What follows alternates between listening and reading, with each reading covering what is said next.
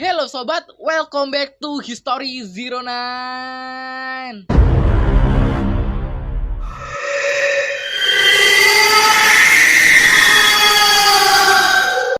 Kali ini kita akan membahas hantu urban legend, yaitu El Silbón dan El Sombrero. El Silbón atau lelaki berpeluit adalah urban legend asal Llanos, Venezuela. Konon dikatakan ia membawa tulang-tulang dari korbannya di punggungnya. Namun beberapa mengatakan bahwa itu adalah tulang ayahnya sendiri. Biasanya ia datang pada musim hujan sambil menghitung tulang-tulang itu. Bila sebuah rumah yang ia datangi sama sekali tidak mendengar suara hitungannya, maka seseorang di rumah itu akan mati sebelum matahari terbit. Tapi bila hitungannya terdengar, maka siapapun di rumah itu akan selamat. El Silbón juga tak dapat mati kecuali ia berkelana untuk mencari sesuatu di dunia yang bisa menerima dan melepas kutukannya. Sebagai isyarat, jika dia membunyikan peluitnya dan terdengar samar-samar, berarti ia ada di sekitarmu. Sebaliknya, jika terdengar dekat, bersyukurlah karena dia masih jauh. Diceritakan dahulu, ia adalah anak dari seseorang peternak yang sangat sederhana. Ia tinggal bersama kedua orang tuanya juga kakeknya. Sayangnya, ia bersifat manja dan tidak peduli kepada siapapun. Suatu hari, ia meminta daging rusa untuk menu makanannya. Akan tetapi, ayahnya menolak dan berkata sangat sulit menemukannya di hari yang dingin. Namun, ia tetap memaksa dan akhirnya ayahnya pun pergi.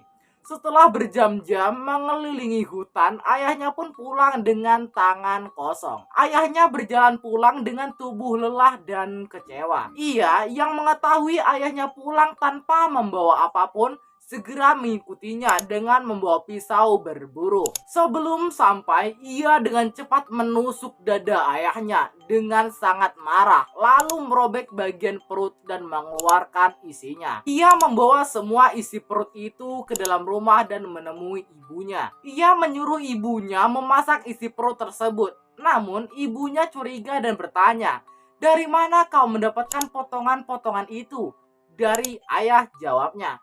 "Di mana dia mendapatkannya?"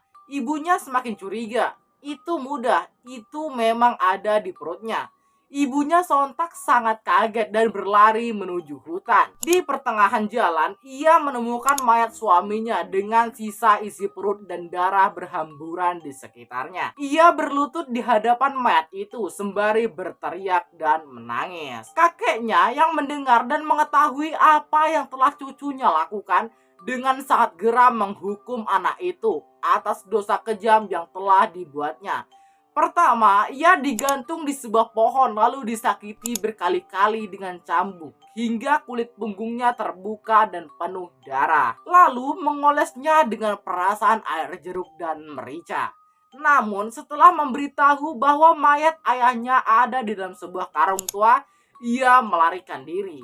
Kakeknya mengejarnya dengan menyumpah, "Eso no se le hace a su padre, maldita eres patue la vida." "Kau seharusnya tidak melakukan itu pada ayahmu. Dengarlah, di hadapanmu aku mengutukmu. Sial bagimu di seluruh dunia ini." Setelah mengucap itu, ia melemparkan anjing ke arah anak itu. Anjing itu menerjang dan menerkam kakinya, mengejarnya terus-menerus hingga anak itu mati dengan luka bekas cambuk dan gigitan. Tetapi beberapa waktu kemudian anak itu hidup kembali akibat kutukan kakeknya. Ia masih hidup. Yang berikutnya cerita El Sombrero. Sama seperti legenda serupa yang ada di negara Meksiko, legenda El Sombrero dikenal di banyak negara di Amerika Latin. Di Kolombia, mitos ini cukup populer di kota-kota seperti Bolivar, Andes, dan Jardin. Dia juga populer di kota Antioquia dan Medellin. Konon sekitar tahun 1837 ada sebuah peristiwa aneh yang terjadi.